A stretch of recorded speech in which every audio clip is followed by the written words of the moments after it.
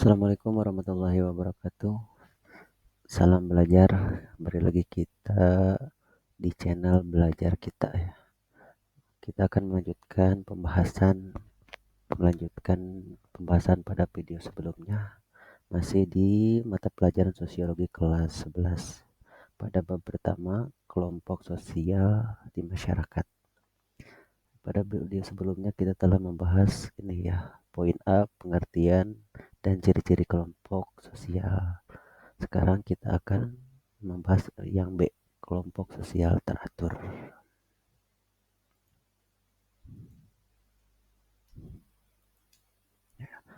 Lanjut. Nah, di sini ini adalah gambar dari buku ataupun modul sebagai referensi pembahasan kita kali ini. Lanjut, yang B itu ada kelompok sosial teratur. Apa itu kelompok sosial teratur? Di sini kelompok sosial teratur yaitu kelompok yang dibentuk secara terorganisir dengan struktur, norma, dan aturan yang jelas. Anggota kelompok ini memiliki kesadaran sebagai bagian dari kelompok, saling berinteraksi, dan intensitas yang cukup tinggi. Dan setiap individu memiliki peran dan tanggung jawab yang sudah ditetapkan untuk mencapai tujuan bersama. Contohnya itu seperti organisasi mahasiswa, partai politik, ataupun keluarga. Itu pengertian dari kelompok sosial teratur. Maka di sini mempunyai ciri-ciri. Ciri-cirinya itu struktur yang jelas, norma dan aturan, interaksi inten, kesadaran kelompok, tujuan bersama. Lanjut. Terus di sini ada bentuk-bentuk kelompok sosial teratur. Yang pertama itu solidaritas organik dan solidaritas mekanik. Secara garis besarnya, yang dimaksud solidaritas organik itu adalah kelompok sosial yang memang setiap anggotanya itu sudah mengenal pembagian kerja dan berada pada masyarakat yang modern ya. Nah, maka di sini ada ciri-cirinya. Nah, solidaritas organik. Ciri-cirinya itu sudah mengenal pembagian kerja, masyarakatnya yang modern, terus ketergantungan itu setiap anggota itu saling membutuhkan. Kalau solidaritas mekanik itu sebaliknya. Itu solidaritas yang memang anggotanya itu belum mengenal pembagian kerja. Nah, di sini ada ciri-cirinya, itu kesadaran kolektif, kebersamaan, masyarakatnya yang tradisional, dan normanya yang non formal ya. Maka itu terbentuk dari adat istiadat, seringkali disertai dengan saksi sosial. Contoh dari solidaritas mekanik seperti upacara adat pada masyarakat. Kalau contoh dari solidaritas organik itu seperti apa? Seperti sebuah perusahaan besar, kelembagaan, itu solidaritas mekanik. Jadi secara garis besar kita bisa membedakan kalau solidaritas organik itu ada di masyarakat yang modern, anggotanya sudah mengenal pembagian kerja. Kalau solidaritas mekanik itu pada masyarakat tradisional yang biasanya mengutamakan kebersamaan. Kita lanjut. Yang kedua, berdasarkan jumlah kelompok. Sini jumlahnya, maksudnya jumlah kelompok. Ini masih bentuk dari kelompok sosial teratur. Berdasarkan jumlah kelompok itu yang pertama ada diad. Apa itu diad? Diad itu adalah kelompok sosial terkecil yang terdiri dari 2 orang. Ya, ini secara garis besarnya. Untuk penjelasannya, kelompok diad itu kelompok sosial terkecil karena memang anggotanya hanya 2 orang. Terus interaksinya inten. Dalam artian hubungan dalam diet seringkali ditandai dengan interaksi yang intim, dan saling bertanggung jawab. Terus dalam strukturnya itu teratur. Dalam kelompok sosial teratur, diet akan memiliki aturan, peran, dan tanggung jawab yang jelas untuk anggotanya. Terus pengaruh timbal balik. Setiap anggota dalam diet memiliki pengaruh langsung yang signifikan terhadap yang lain karena memang anggotanya itu kan 2 orang. Terus dasar analisis sosiologi. Nah, maksudnya gimana? Karena memang dia itu kan termasuk kelompok terkecil, berarti menjadi dasar sebagai analisis dalam sosiologi, kelompok terkecil. Terus yang B ada triad. Nah, ini masih berdasarkan jumlah kelompok. Kalau triad itu adalah kelompok sosial yang terdiri dari 3 orang. Ya, 3 orang. Kalau dia 2 orang, kalau triad 3 orang. Di sini ada ciri-cirinya. Ciri-cirinya diantaranya anggotanya 3 orang, dinamika kelompok yang kompleks, stabilitas yang lebih tinggi, pembagian tanggung jawab yang kabur. Maksud dari pembagian tanggung jawab yang kabur itu kurang jelas ya. Misalnya ada barang yang hilang, kalau di diad itu kan kita bisa langsung memastikan siapa pelakunya karena memang anggotanya kan 2 orang. Kalau di triad itu agak membingungkan, agak kabur karena anggotanya 3 orang. Ketika ada permasalahan seperti kehilangan, kita susah untuk menentukan siapa pelakunya karena anggotanya ada 3 orang. Terus interaksinya lebih intensif. Intensif itu karena kan orangnya banyak anggotanya, maka di sini akan lebih intensif berbagai pola komunikasi karena banyak. Terus, nah, yang ketiga masih bentuk dari kelompok sosial teratur. Yang ketiga itu ada in group dan out group. Ya, sesuai dengan namanya saja in, out. In itu dalam, out itu luar. Maksud dari in group itu adalah kelompok sosial tempat individu merasa menjadi bagian dan memiliki identifikasi kuat. Bisa disebut kelompok kita. Jadi kita itulah memiliki bagian langsung dari kelompok tersebut. Maka di sini ada ciri-cirinya. Ciri-cirinya itu, nah, dilihat dari identifikasi, individu merasa memiliki kesamaan dan identitas kuat dengan kelompoknya. Kita merasa memiliki karena kita bagian dari kelompok tersebut. Dari sikap, anggota saling simpati, peduli, dan seringkali merasa kelompoknya lebih unggul. Karena ini kelompok kita, maka kita merasa bahwa kelompok kita itu lebih unggul dari kelompok yang lain. Terus dari segi interaksinya itu hubungan di antara anggota cenderung berbentuk kerjasama, solidaritas, dan persahabatan. Nah, contoh dari in-group itu seperti keluarga. Keluarga itu termasuk dari in-group. Teman sekelas ataupun anggota tim olahraga yang sama ataupun anggota organisasi yang sama itu. Jadi intinya in-group itu adalah kelompok kita.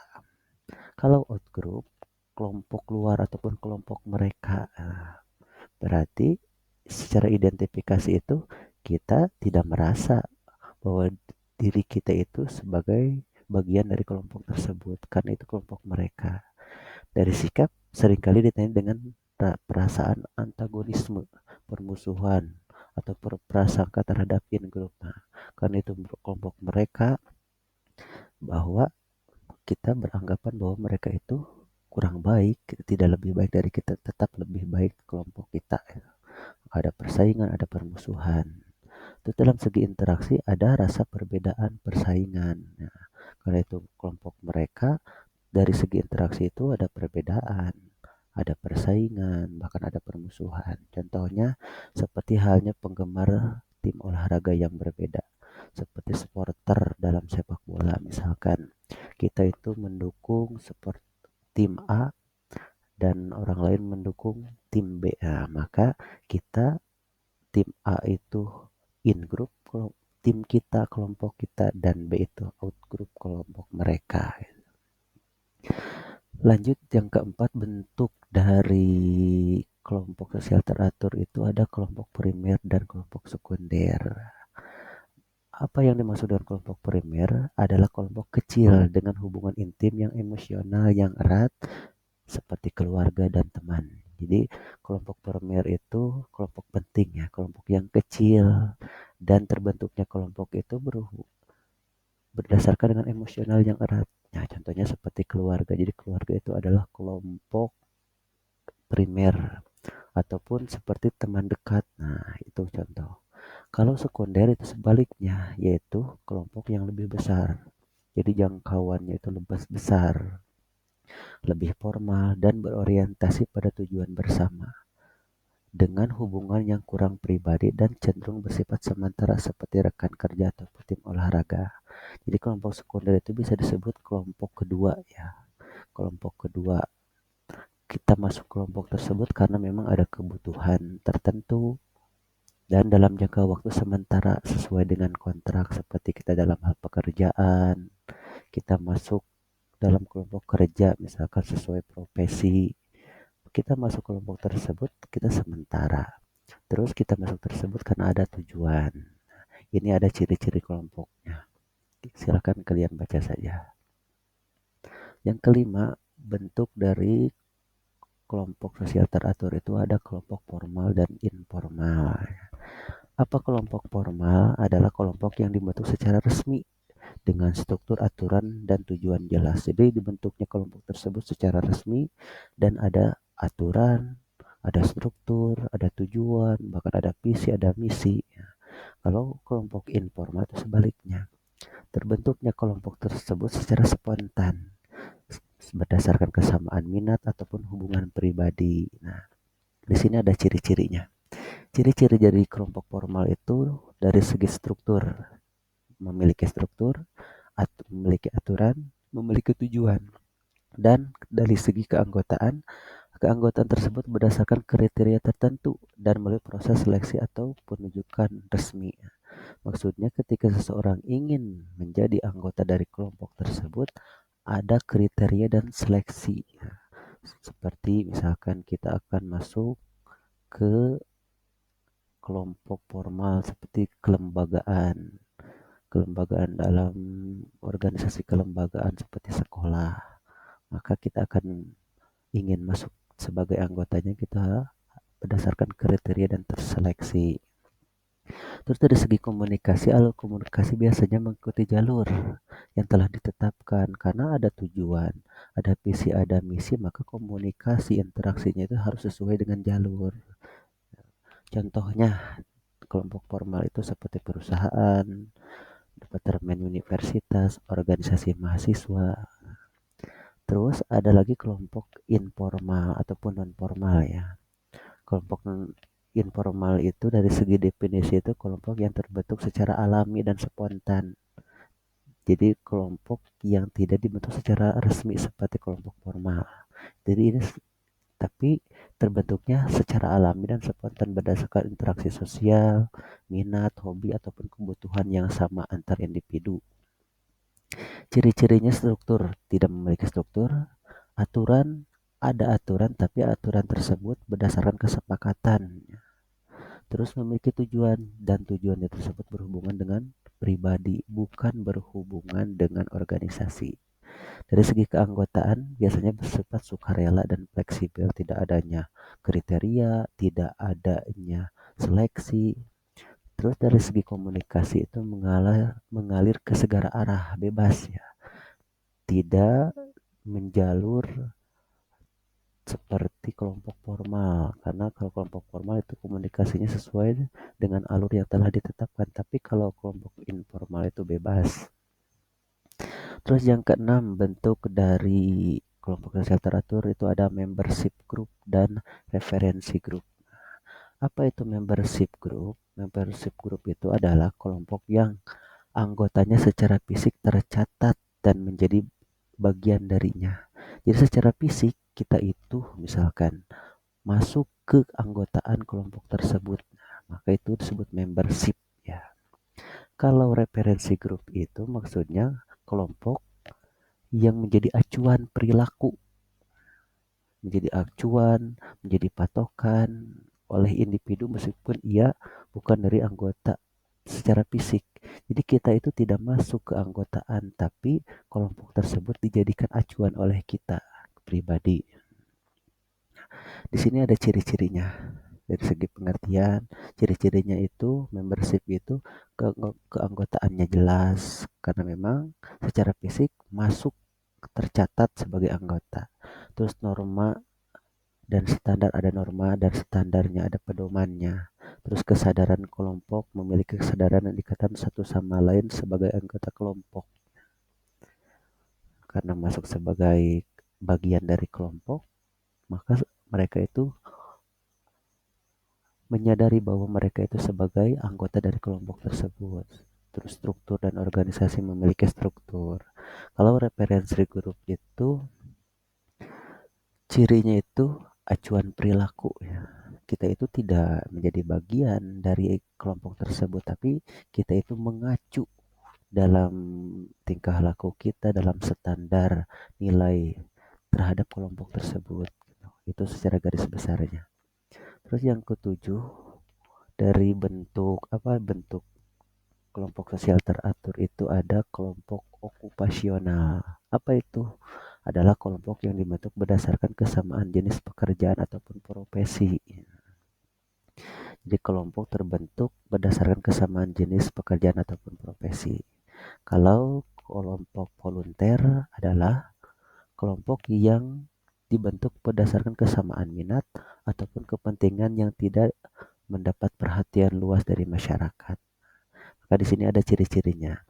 Ciri-ciri kelompok okupasional itu pertama, kesamaan latar belakang.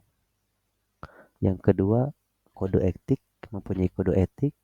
Terus organisasinya formal, orientasi pelayanannya publik, adanya pengembangan keahlian, kontrol bidang keahlian, dan adanya solidaritas dan identitas. Seperti di sini contohnya ada Ikatan Dokter Indonesia. Jadi ada kelompok namanya Ikatan Dokter Indonesia, berarti ya anggotanya itu dokter-dokter di Indonesia. Mereka masuk kelompok tersebut karena adanya kesamaan profesi ataupun ikatan para guru. Terus ada kelompok volunteer. Tadi kelompok volunteer itu kelompok yang anggotanya memiliki kepentingan yang sama tetapi tidak mendapat perhatian dari masyarakat yang luas. Contohnya seperti kelompok lingkungan hidup, kelompok bantuan kemanusiaan, ataupun rumah sakit yang sukarela. Di sini ada ciri-cirinya, kesamaan kepentingan, orientasi bantuan, komitmen. Komitmen itu anggota biasa memiliki komitmen yang relatif lama dan dalam kekelompokannya. Lanjut, yang kedelapan, bentuk dari kelompok sosial teratur itu ada paguyuban dan patembayan. Apa itu paguyuban? Adalah kelompok sosial yang berdasarkan ikatan batin, kekeluargaan, dan emosional yang kuat. Kalau patembayan adalah kelompok sosial yang didasarkan pada hubungan formal, rasionalitas, dan kepentingan bersama yang bersifat sementara. Di sini ada ciri-ciri. Ciri-ciri dari paguyuban itu ikatan batin. Ikatan batinnya kuat, murni, alamiah, dan kekal ya. Terus hubungannya itu informal, tidak formal ya, akrab, dan didasari rasa cinta kasih, persaudaraan, serta kesatuan batin. Terus tujuannya itu meningkatkan kebersamaan dan solidaritas. Jadi tujuan dari paguyuban itu meningkatkan kebersamaan dan solidaritas. Terus dari segi durasinya itu lebih langgeng, lebih lama. Mana contohnya? Contohnya ini. Contohnya seperti keluarga. Keluarga itu bisa disebut paguyuban. RT, RW, RT berapa ya? Misalkan RW berapa, paguyuban. Komunikasi berdasarkan hobi, kesamaan hobi, misalkan hobinya sebagai pendaki gunung, ataupun kelompok yang berdasarkan minat yang sama, itu namanya paguyubannya. Ada patembayan. Patembayan kan tadi disebutkan kelompok sosial yang didasarkan pada hubungan formal, rasional, dan terikat kontrak untuk mencapai tujuan tertentu yang bersifat ekonomis dan pragmatis. Maka di sini mempunyai ciri. Cirinya itu dari segi ikatan lahir itu bersifat kontraktual, rasional, dan seringkali bersifat sementara. Ya, karena biasanya masuk ke kelompok tersebut itu sementara karena ada waktu yang ditentukan, dikontrak. Terus dari segi hubungan lebih formal. Formal seringkali dipengaruhi oleh fungsi atau kegunaan masing-masing anggota karena setiap anggota itu sudah mengenal fungsinya masing-masing. Terus ada tujuan, ada aturan, maka bersifatnya formal. Terus dari segi tujuannya itu mencapai tujuan yang lebih spesifik dan pragmatis, serta memperhitungkan keuntungan ataupun nilai yang diperoleh. Jadi karena adanya tujuan, terus berharap ingin mendapatkan keuntungan, maka tujuan dan keuntungan tersebut harus dicapai secara bersama dengan menjalankan tugasnya masing-masing. Terus dari segi durasinya itu biasanya bersifat sementara karena kan bersifat kontrak ya. Ada waktu yang ditentukan. Contohnya seperti contoh dari Patembayan itu seperti organisasi sekolah. Kita masuk organisasi sekolah kan sementara. Ketika kita sekolah sebagai karyawan kantor, organisasi profesional, profesinya kita sebagai apa? Sebagai guru masuk ke organisasian guru. Dan contoh lain seperti partai politik gitu. Nah, itu paguyuban dan patembayan bagian ke-8 dari kelompok sosial teratur. Terus di sini ada jenis-jenis paguyuban. Yang pertama ada paguyuban by blood. Paguyuban by blood itu paguyuban kekeluargaan. Adalah kelompok sosial yang terbentuk dari ikatan darah dan keturunan kekeluargaan. Contohnya seperti keluarga, marga, ataupun kelompok kerabat yang lebih luas. Ciri-cirinya langgeng, solidaritasnya tinggi, tujuan bersama, bersifat personal dan terbatas. Anggota saling mengenal, bersifat tradisional. Itu paguyuban by blood. Yang kedua ada paguyuban by min. Apa itu paguyuban by min? Yaitu jenis paguyuban yang terbentuk atas dasar kesamaan ideologi, pandangan hidup, pemikiran, ataupun keahlian.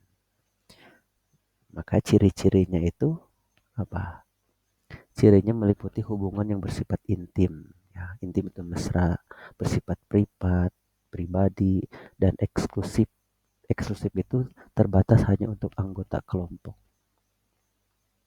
Anggota paguyuban ini terikat oleh kesamaan jiwa dan ideologi, bukan karena hubungan darah ataupun kedekatan tempat tinggal. Jadi ini kelompok ini terbentuk karena adanya kesamaan jiwa dan ideologi ya, bukan berdasarkan kekeluargaan, bukan berdasarkan kedekatan tempat tinggal.